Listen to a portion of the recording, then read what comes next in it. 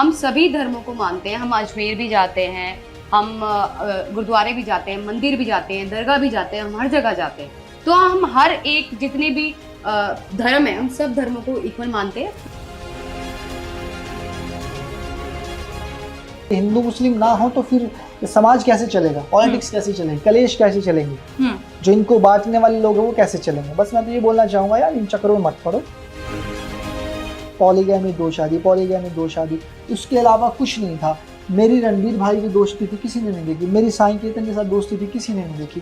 पर सबको दिखता था कि भाई विशाल को थप्पड़ मारा, विशाल थप्पड़ खाने के लायक था। हेलो गाइस, कैसे हैं आप सभी। देखिए, आपने ये सेटअप कई बार देखा होगा अरमान के व्लॉग्स में, और आज मेरा ये सौभाग्य है कि मुझे इन तीनों का इंटरव्यू करने को मिला है उन्हीं के इस सेटअप पर हाँ, आपको तीनों एक साथ तो नहीं, लेकिन एक एक करके जरूर दिखेंगे। चलिए, सबसे पहली गेस्ट को हम बुला लेते हैं, पायल मलिक। हाय पायल। हाय, कैसे हो? सबसे पहले तो पायल, मैं गई आपके घर के अंदर और मैंने गणेश जी से आशीर्वाद लिया। आप क्या मांग रही हैं इस बार? इस बार देखो, मेरे पास वैसे तो सब कुछ है, पर बप्पा हर साल ऐसे ही खुशियां लेते आए, बस इतना ही मांगा मैंने। आपको पता ही है, आप जैसे ही ये वीडियो डालेंगे तो आपको कई हेट्रेड भी मिलने वाला है, लोग आपसे सवाल पूछेंगे। हम सभी धर्मों को मानते हैं। हम अजमेर भी जाते हैं, हम गुरुद्वारे भी जाते हैं, मंदिर भी जाते हैं, दरगाह भी जाते हैं, हम हर जगह जाते हैं।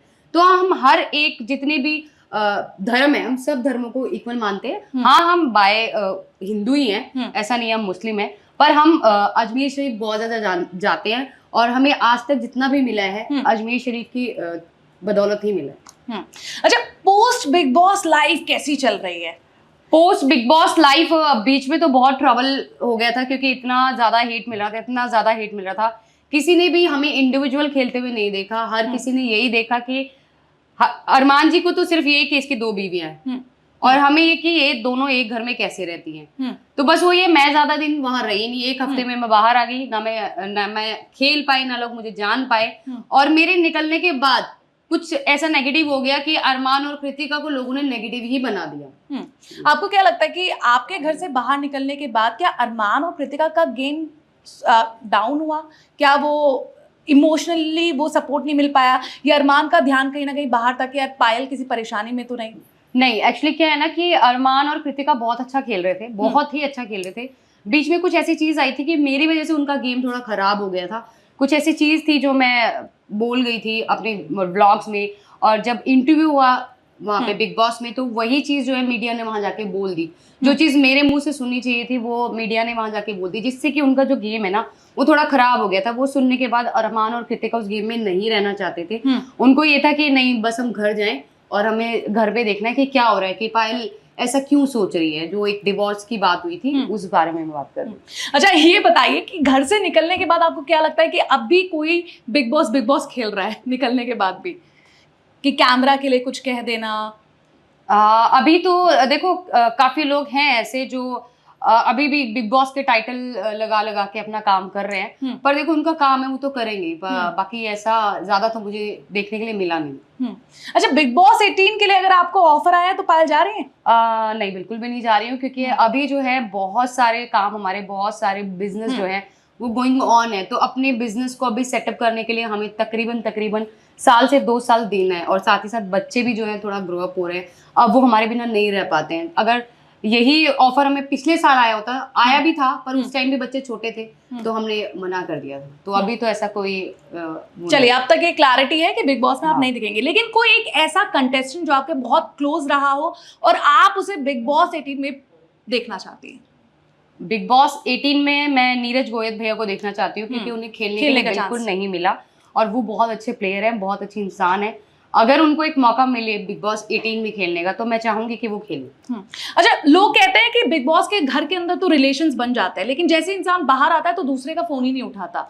आपकी वो रिलेशन हमने देखे कि पॉलमी के साथ आपका अच्छा था, फिर वड़ा पाव गर्ल के साथ आपकी एक अच्छी ट्यूनिंग थी, तो अब वो है या नहीं? अभी हमारे बहुत अच्छे फ्रेंड्स हैं, जैसे पॉलमी है, फिर वड़ा पाव गर्ल है चंद्रिका दीक्षित, फिर हमारे भैया है रणवीर भैया, फिर एक और भैया थे साई कीर्तन। इन सबसे हमारे बहुत अच्छे टच हैं, और जब भी हमारा एक यहाँ पे स्किन क्लिनिक फील्ड पर्पल आने वाला है, तो जब भी उसका ओपनिंग होगा तो सब आपको दिखेंगे।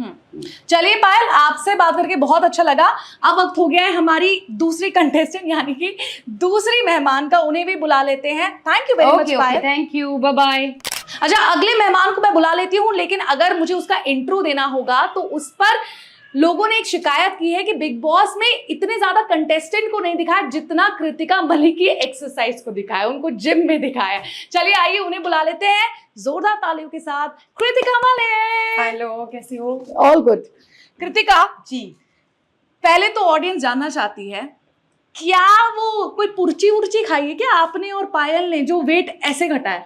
नहीं पुरची नहीं या तो खाई। मेरे को यार टिप्स दे दो, आप कान में मेरे को बता दो। देखो, कोई टिप नहीं है, सबसे इम्पोर्टेंट टिप ये है कि जुबान पे कंट्रोल। जो इंसान अपनी जुबान पे कंट्रोल कर लेता है ना, वो पतला हो जाता है। मतलब सामने अगर आपके पिज्जा पड़ा है, पास्ता रखा है, मोमोज रखे हैं, तो जरूरी नहीं है कि आपको पूरी प्लेट निपटानी है, आप टेस्ट भी कर सकते हो। और एक्सरसाइज कितने घंटे चली है इसके साथ ही? एक्सरसाइज तो देखो जरूरी है। जिम मैंने नहीं छोड़ा, मैंने अपनी बहुत ही जल्दी ना, मेरा मतलब कि बहुत सारी चीजें मेरी आ रही है, और साथ ही साथ ना मेरी स्लिमिंग किट आई है जिसको मैंने और पायल ने यूज करा है, उससे मुझे काफी ज्यादा मदद मिली है। बट स्लिमिंग किट के साथ साथ ना मैंने अपना जिम और डाइट साथ रखा है। लेकिन आप इस बात को मानती हो कि बिग बॉस में सबसे ज्यादा जो फुटेज बिग बॉस के कैमरा ने किसी को दी तो वो आपको है?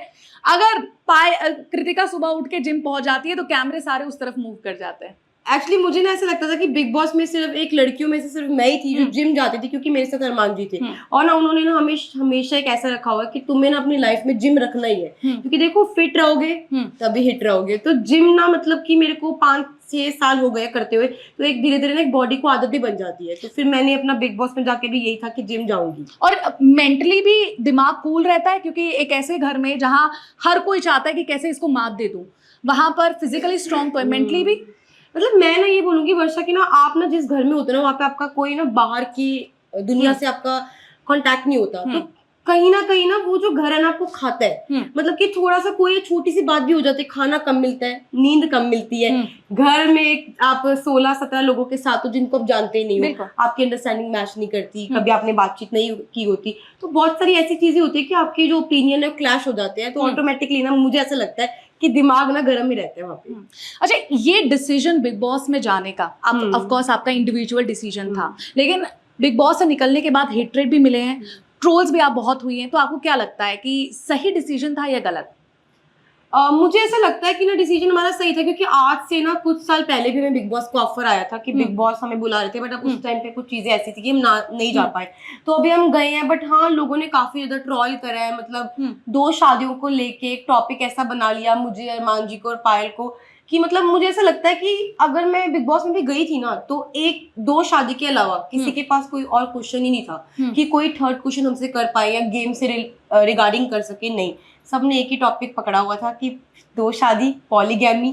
ऑलरेडी देखो, मैं ये नहीं मानती कि अरमान जी पहले इंसान है जिसने 2 शादी की। ऑलरेडी बहुत सारे ना इंडस्ट्री में, बॉलीवुड इंडस्ट्री में ऐसे बहुत सारे लोग हैं जिन्होंने 2 शादी कर रखी है, पर लोग उनसे जाके क्वेश्चन नहीं पूछते, क्योंकि उनके पास वहां तक जाने की एक्सेस ही नहीं है कि उनसे क्वेश्चन पूछ सके। तो बस यही है कि लोगों ने एक ही चीज पकड़ के हमारी बैठी है कि यार 2 शादी की है। और मैंने कभी भी, मतलब मैंने, अरमान जी ने, पायल ने आज तक किसी वीडियो में ये नहीं बोला कि भाई हम लोगों ने 2 शादी करी, आप भी करो। हमने ये बोला है कि जो चीज हो गई, हम उस चीज को चेंज नहीं कर सकते। बिल्कुल राइट। अच्छा, बिग बॉस से निकलने के बाद क्या आपने कभी टीवी में अपने आप को देखा होगा, यार ये एंगल से क्यों वीडियो बना? मैं सच बोलूं वर्षा, मैं जब से आई हूँ, मतलब ये लगा लो मुझे 1-1.5 महीना हो गया बिग बॉस से आई, मैंने अभी तक एक एपिसोड भी नहीं देखा। हाँ, मैं जब रील्स देख रही होती हूँ तो सामने एक आधी रील आ जाती है, तो वो देख लेती हूँ, और कभी कभी हंसी भी आती है खुद को देख के, यार क्या बोल दिया, चलता है ज्यादा गुस्सा कर दिया। मतलब उस टाइम नहीं पता चलता कि यार आप क्या कर रहे हो। और मुझे लगता है आपकी ऑडियंस जानना चाहती है कि बिग बॉस के बाद आपको जो वाउचर्स मिले हैं, the most beautiful, the best attire, उनका कुछ इस्तेमाल हो रहा है कि? हमें मोस्ट स्टाइलिश कंटेस्टेंट का अवार्ड मिला था अरमान जी को सैरा की तरफ से, तो वो सैरा का जो वाउचर है वो भी हमने जल्दी यूज करने वाले हैं।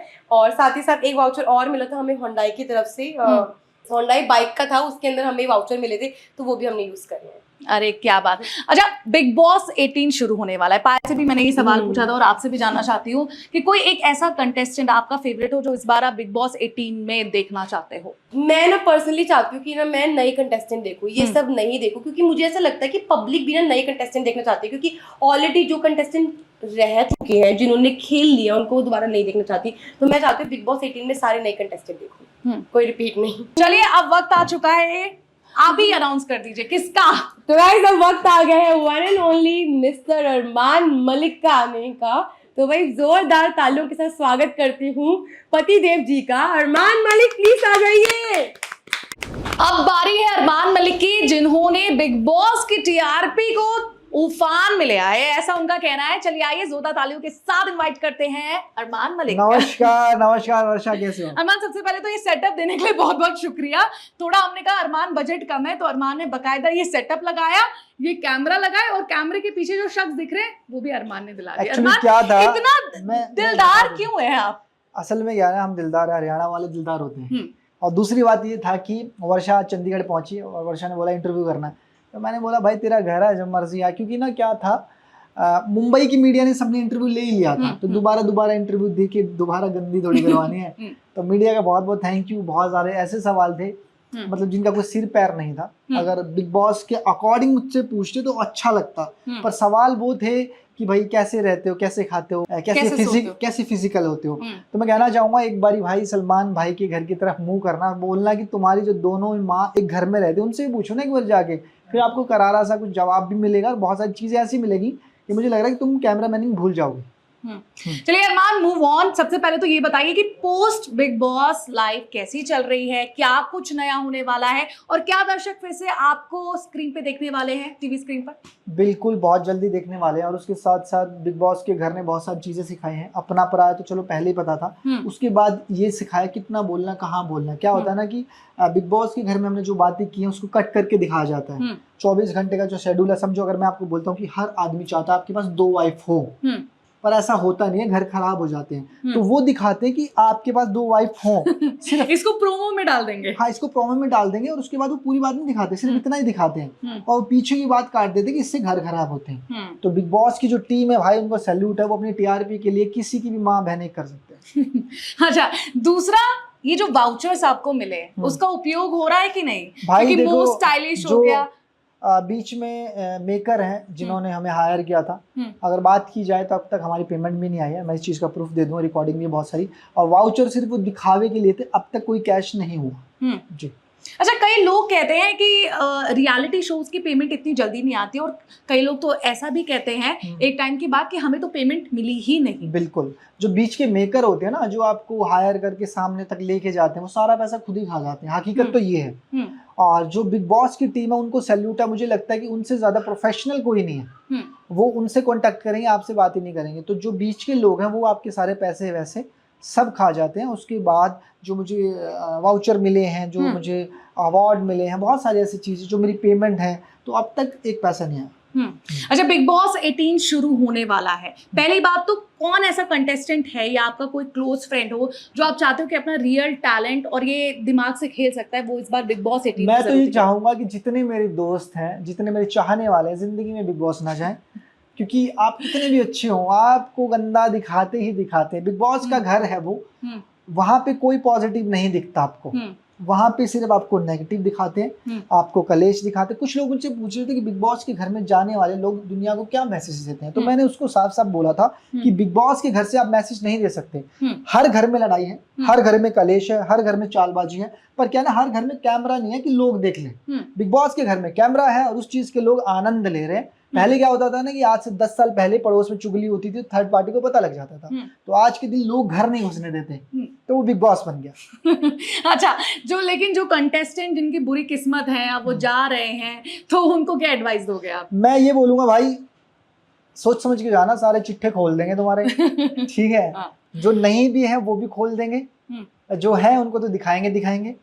और बाकी बस इतना बताए मुझे कि बिग बॉस स्क्रिप्टेड नहीं है। उसके बाद आपकी इतनी गंदी होती है, कितना आप झेल पाते हो, कितना आप उस घर में रह पाते हो, वो आपकी किस्मत। अच्छा अरमान, आपने अपनी लाइफ ऐसा लगता है कि एक थाली में लोगों को परोस दी। थाली में ऐसा कुछ हनी सिंह ने भी किया।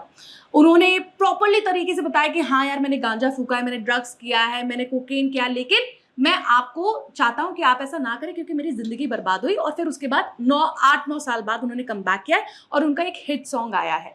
आपने भी एक बहुत ही बुरा टाइम देखा और उसके बाद कम बैक किया, लेकिन आपको हेट्रेड ज्यादा मिल रहा है, इस पर क्या? असल में क्या है ना कि मैंने शादी कर ली, उन्होंने नशा किया, तो नशे को फिर भी लोग एक्सेप्ट कर लेते हैं कि भाई हम भी तो करते हैं, क्या हो गया, आज कर रहे हैं कल छोड़ देंगे। तो शादी करने के बाद आप छोड़ नहीं सकते ना उन चीज़ों को। समझ लो, मैंने शादी कर ली है, पायलो गोलू, हम बहुत आराम से इस घर में रहते हैं, एक दूसरे का ध्यान रखते हैं, और ऐसा लगता है कि मुझे कि आज के दिन 80% लोग बाहर अफेयर हैं उनके, वहाँ के चक्कर में घर कलेश होते हैं। अगर मैं बात करूँ अपनी शादी की, तो हम थोड़ा सा मुंबई की तरफ रुख कर लेते हैं, तो वहाँ पे बहुत सारे हिंदू ऐसे लोग हैं जिन्होंने 2-2 शादियाँ करी थी और वो बॉलीवुड के स्टार हैं, उनको कोई नहीं पूछता। ठीक है यार, मैंने गलती की है, पॉलीगैमी को प्रमोट नहीं करता, अब हो गया तो क्या करें, फांसी लगा लेगा, क्या करें। जैसा कि आज आपने मुझे बुलाया, गणेश चतुर्थी का अवसर है, मैंने वहाँ पे आशीर्वाद भी लिया। आप भी बकायदा उसको व्लॉग्स में दिखाओगे, आप धूमधाम से अपने घर में भी मना रहे हो, लेकिन आपको पता है कि आपके ट्रोलर्स आपको छोड़ेंगे नहीं। फिर से वही सवाल आएगा, आप हिंदू हैं या मुस्लिम हैं? मुस्लिम है तो ये त्योहार क्यों मना रहे हैं? हिंदू हैं तो अपना नाम क्यों नहीं बदल रहे? तो भाई मैं सबसे पहले बता दूं, मैं एक इंसान हूं और हिंदुस्तान में रहता हूं, और ये हक है मुझे कि मैं मंदिर भी जाऊं, मस्जिद भी जाऊं, मैं गुरुद्वारे भी जाऊं। तो अपनी सोच चेंज करो, बस मैं तो ये बोलूँगा। आज मेरे घर में गणपति जी हैं, अभी जागरण भी होने वाला है, पीछे हमारे बाबा जी की फ़ोटो भी है, गरीब नवाज की फ़ोटो भी है। तो मुझे लगता है कि सारी शक्तियाँ एक ही हैं पर नाम अलग अलग हो जाते हैं। जैसे कि अब एक माँ के 4 बच्चे होते हैं, नाम अलग अलग है, तो ये भगवान है, इनके अलग अलग रूप हैं, बस नाम अलग अलग है। बस लोगों का थोड़ा सा सोचने का नज़रिया है। अगर ये हिंदू मुस्लिम ना हो तो फिर समाज कैसे चलेगा, पॉलिटिक्स कैसे चलेगी, कलेश कैसे चलेंगी, जो इनको बांटने वाले लोग हैं वो कैसे चलेंगे। बस मैं तो ये बोलना चाहूँगा यार, इन चक्करों में मत पड़ो। अगर एक मुस्लिम डॉक्टर है किसी हॉस्पिटल में और कोई लेडी है हिंदू और वो मरने वाली है और वो मुस्लिम डॉक्टर उसका इलाज कर रहा है, तो क्या उसका इलाज करना वो छोड़ देगा? या फिर वो नहीं करवाएंगे, ये मुस्लिम डॉक्टर हम तो नहीं कराएंगे कि पहले नाम पूछें, नाम पूछने पहले, और वो डॉक्टर उसको ठीक कर देता है, उसके लिए वो भगवान है। समझ रहे हो? तो ये चीजें छोड़ दो, मैं तो ये बोलूँ। अच्छा, आगे का क्या प्लान है वो आपने नहीं बताया। स्क्रीन पर हम आपको दोबारा से देख रहे हैं, किसी रियलिटी शो में आप दिख रहे हो, आप तीनों दिख रहे हो। ये तो सरप्राइज़ है, पर हाँ स्क्रीन पे दिखेंगे, बढ़िया से दिखेंगे।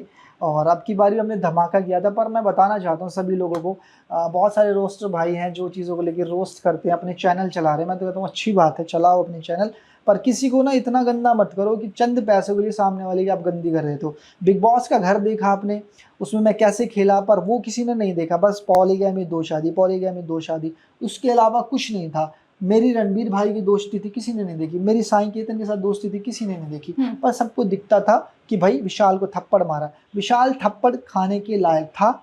ठीक है, आज भी आप बाहर देख सकते हो, वो सना मकबूल के साथ घूमता, जो उसके टर्म्स दिख रहे हैं, जो वीडियोस हैं, जो क्लोजनेस है, बहुत सारी ऐसी चीज़ें। आप अंधे तो हो नहीं।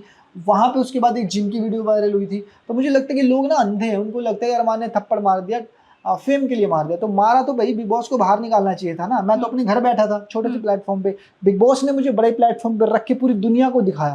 तो उनको मना करो कि भाई इनको क्यों लेके आया आप। वहां तक तो कोई पहुंच ही नहीं पाता ना, उसको पता ही नहीं है कि इसका ओनर कौन है। तो हमें बोलते हैं लोग। तो भाई जो बड़ा प्लेटफॉर्म जिसने हमें बुलाया, तो उनको भी इस चीज में आप योगदान दो कि भाई इनको क्यों दिखा रहे हो तुम। अच्छा, वो जो दोस्ती की आप बात कर रहे हैं, चाहे वो रणवीर शौर्य से हो, साई केतन से हो, तो क्या ये दोस्ती अभी भी एग्जिस्ट करती है या फिर वो नहीं, बिल्कुल नहीं। मजेदार दोस्ती हमारी, हम वीडियो कॉल पे बात करते हैं, और ये जरूरी नहीं कि हर चीज़ हम कैमरे पे दिखाएं। साई केतन से मेरी बात होती रहती है और रणबीर भाई से मेरी बात होती रहती है, उनसे मैं पूछता रहता हूँ कुछ चीज़ें। तो मुझे कहते हैं अरमान तू थिएटर कर और एक अच्छा विलन बनेगा। तो मुझे शौक है विलन बनने का। मैं हीरो नहीं, हीरो आजकल ना हर आदमी हीरो बनना चाहता है, पर अपना जो है कैरेक्टर वो विलन वाला, और विलन ही रहेंगे। अरमान, बिग बॉस में जाना क्या एक सही डिसीजन था या एक गलत डिसीजन था? क्योंकि उसके बाद एक टाइम ऐसा आया कि आप कंटिन्यूअसली रोस्ट हो रहे थे और आपके काफ़ी क्लोज जो इसी फील्ड में हैं, चाहे वो एल्विश हो या उसके साथी हो, तो आपको लगातार ट्रोल कर रहे थे। मुझे ऐसा लगता है कि देखो, एलिश को लगता है कि मैं बिग बॉस में उसका नाम लेता था। हम्म। तो छोटे भाई बहुत छोटे उम्र में, पहले बार ध्यान देना कि आज से 2-3 साल पहले तुम मेरे ऊपर रोस्ट करते थे, हिंदू मुस्लिम तूने शुरू किया था। उसके बाद मैंने जो अंदर बातें बोली, और कहीं ना कहीं जायज़ था, अगर हम कटारिया का नाम लेते भी हैं तो कहते हैं ना कि जिसका बाप हीरो हो उसका बच्चा हीरो ही होता है। अगर एल्विश वहाँ गया तो एल्विश ने तो उसको भेजा था। कटारिया कौन सी ऐसी क्वालिटी थी, अब कटारिया कौन सा ऐसा फेमस था जो उठा के वहाँ रख दिया, तो एल्विश के थ्रू वो वहाँ तक पहुँचा। उसके बाद एल्विश के आसपास के लोग हैं जो मुझे रोस्ट करते हैं, और मैं तो ये कहना चाहूँगा भाई तुम्हारे बाप का नाम हटा के एल्विश का रख लो। और वो समझते हैं जिन्होंने रोस्ट किया था, क्योंकि पूरा एक्सेंट वही, बातें वही, चीज़ें वही, सेम कॉपी वही। मुझे ऐसा लगता है कि उन्हीं के औलाद हो तुम, तो पहले अपनी चीज़ों पे काम करो। उस इंसान ने अपनी मेहनत की नहीं की वो अब अलग स्टैंड करता है, पर तुम प्रॉपर उसको कॉपी करके रोस्ट कर रहे हो, प्रॉपर चीज़ें करके वो कर रहे हो। तो इतना टाइम नहीं है कि मैं तुम्हारे ऊपर वीडियो बनाऊँ या चीज़ें करूँ। बस मैं ये बताना चाहता हूँ कि अपना बाप का नाम चेंज करके एल्विश का रख लो। आखिरी सवाल, बिग बॉस 18 का ऑफर आएगा तो अरमान चाह रहा है या नहीं? बिल्कुल जाएंगे, और मैं चाहता हूँ जो रोस्ट करते हैं मुझे मिले वहाँ पे एक बारी, तबीयत से हम बताएंगे। अब इतना टाइम नहीं है कि बैठे एक 10 मिनट की वीडियो में गाली गलौज करें, और कुछ मतलब इतने गंदे लोग हैं, औरत की प्रेगनेंसी पे भी सवाल करते हैं कि भाई बच्चा देते हुई पोटी कर दी, तो भाई उसी पोटी से तू भी निकला, ये बात तुझे बहुत अच्छे से पता है। अगर ये बात मैं बोल देता तो आज ये मुद्दा बहुत बड़ा हो जाता है, पर एल्विश के दोस्त ने बात बोली तो उस पर मुद्दा नहीं हुआ, क्योंकि वो कहीं मतलब कहीं वजूद ही नहीं है उनका। साथ में होता है ना कैमरामैन, वो कैमरामैन ही है। मैंने एक और देखा था, एल्विश ने ये भी बोला था मुझे कि मुझे क्या बोला था, मतलब मैं अंदर था तो भाई कृतिका और पायल तो किचन में खाना बनाने के लिए आई, तो भाई वहाँ पे 15 लोग थे उस टाइम। वो एक घर था जिसका जो काम होता है वो देते हैं, और शायद मुझे ऐसा लगता है भाई जो हमारे आंटी जी है वो भी घर में खाना बनाते हैं, तो खाना बनाना कोई गलत बात नहीं है। किसी चुगलियाँ करना या फिर कलेश करना या फिर रोस्ट करना, अपना चैनल चलाना, वो गलत बात है। अब कुछ लोग मुझे बोलेंगे, तो भाई मैंने तो जो चीज़ें बोली थी वो प्रॉपर थी, कहीं आज भी मैं पीछे नहीं हटा। और मैं भाई किसी की चैनल की मीम्स उठा के या फिर वीडियो उठा के किसी गंदी नहीं करता, ठीक है। हम चुप रहते हैं भाई, पता है मुझे कि आज नहीं तो कल, तो अपनी चीज़ों पे चलो। कैमरामैन हो तुम, कैमरामैन ही रहोगे, ये बात सबको पता है। और कुछ लोग मैनेजर भी हैं जो मुझे बोल रहे थे इस बारे में, तो कोई बात नहीं, काम जवाब देता है, ठीक है। आज तुम्हारा टाइम है, कल हमारा होगा। आखिरी आपके लिए एक रिक्वेस्ट है, क्या वो कच्चा बादाम का पॉपुलर स्टेप? कुछ नहीं। अच्छा, कुछ लोग मुझे कह रहे तुम्हें कहाँ से पता? भाई देखो हम सोशल मीडिया पे तो दिखता है सब चीज़ें, है ना। तो लोग, अनिल सर ने एक बात बोली कि लोग कहते हैं माँ पे मत जाना, बाप पे मत, कंटेंट पे मत जाना। तो वो इंसान मुझे लग रहा था, मतलब शुरू से ही कहते हैं ना कि एक नेगेटिव आदमी है, तो मुझे शुरू से नेगेटिव लगता था वो, शुरू से। लेकिन अगर वो आपसे चाहे बात करने का और इस पूरी चीज को सॉर्ट आउट करने का, तो कभी आप करोगे? किस लिए? अगर दुनिया में अगर 2-4 हज़ार आदमी आपको बुरा बोलते हैं ना, कोई फर्क नहीं पड़ता, दुनिया बहुत बड़ी यार, वो तो अकेला है। अगर मैं कहता हूँ उसकी टीम भी होगी या फिर उसके सब्सक्राइबर भी होंगे, तो मुझे लग रहा है वो अंधे हैं, उनको ये पता ही नहीं है कि वो लड़की को क्या बोल रहा है, हम क्या एक्शन ले रहे हैं।